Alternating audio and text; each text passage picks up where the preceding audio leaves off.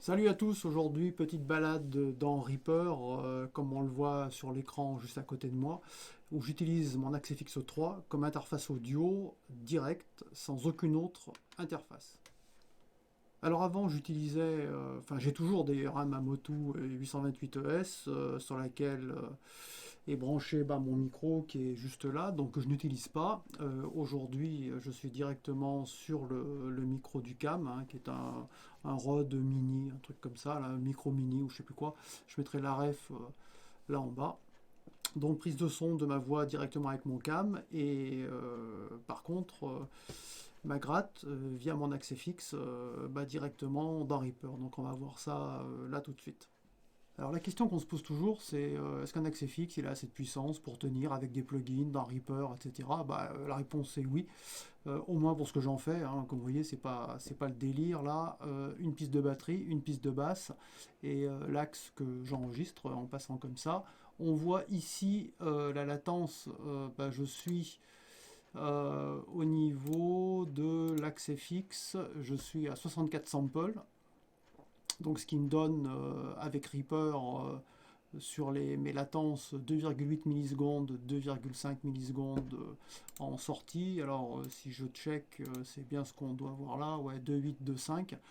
Bon, autant dire que vu mon jeu de shredder et de tapping de dingue que j'arriverai jamais à faire de toute façon, ça me va largement bien.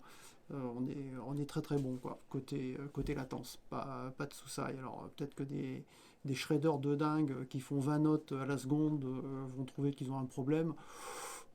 Bon, moi c'est plutôt une note toutes les 20 secondes, donc j'ai pas trop de sous-saille quoi, ça me va très bien. Donc on a notre petit plugin de batterie ici, Easy Drummer, donc que j'utilise avec un petit patch là, avec lequel c'était ouais, le pack Progressive par exemple.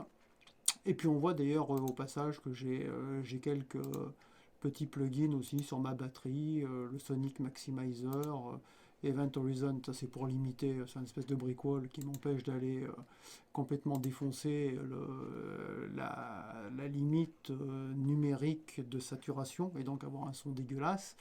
Ici j'ai mon petit plugin de basse, Easy Bass, très très bien, et je me fais un truc super simple, on va voir ça juste après.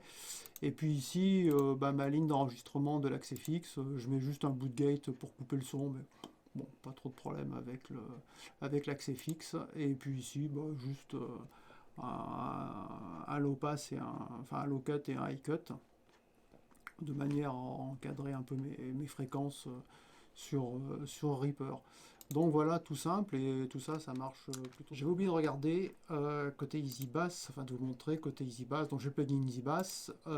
Derrière, je l'améliore un tout petit coup avec CLA Bass, le Chris Lord Algie de chez Waves, qui est très bien. Où il y a un an, j'avais acheté un peu tout le paquet CLA guitare, CLA machin, CLA trucs là. Donc le sud basse très très bien. Je m'en sers un peu là pour donner un peu de truc sympa à ma basse.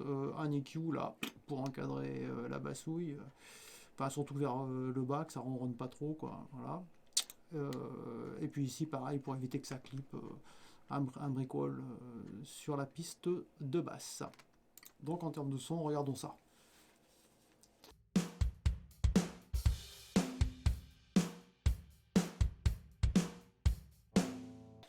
Maintenant je vais remettre la basse.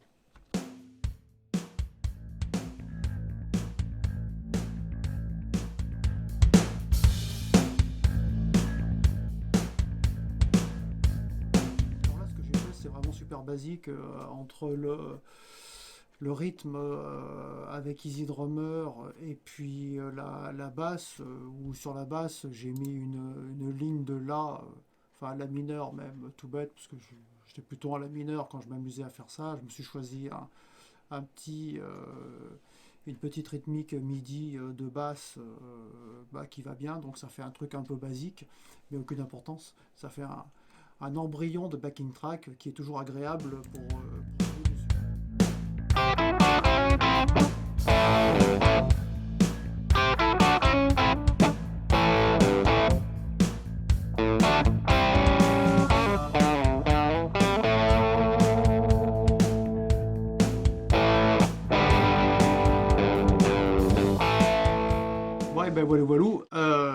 Et ben ça rend plutôt évidemment très bien. Bon, évidemment, quand je saurai bien jouer, ce sera mieux. En attendant, bah, comme on le voit, bah, l'Axefix, il fait parfaitement son rôle de carte son, y compris avec des plugins, hein. Il y a quand même EasyDrummer, EasyBass, hein, qui sont pas des plugins ridicules. C'est peut-être pas ceux qui bouffent le plus de CPU et de core process sur un processeur audio, donc en l'occurrence celui de l'Axefix. Mais enfin, c'est quand même des trucs qui sont pas ridicules. Et on peut donc largement se passer, comme on le voit, de carte son, tant qu'on veut pas faire d'acquisition avec des micros et des trucs comme ça. Donc l'Axefix, il tient parfaitement la route pour tout ça. Allez, à la prochaine.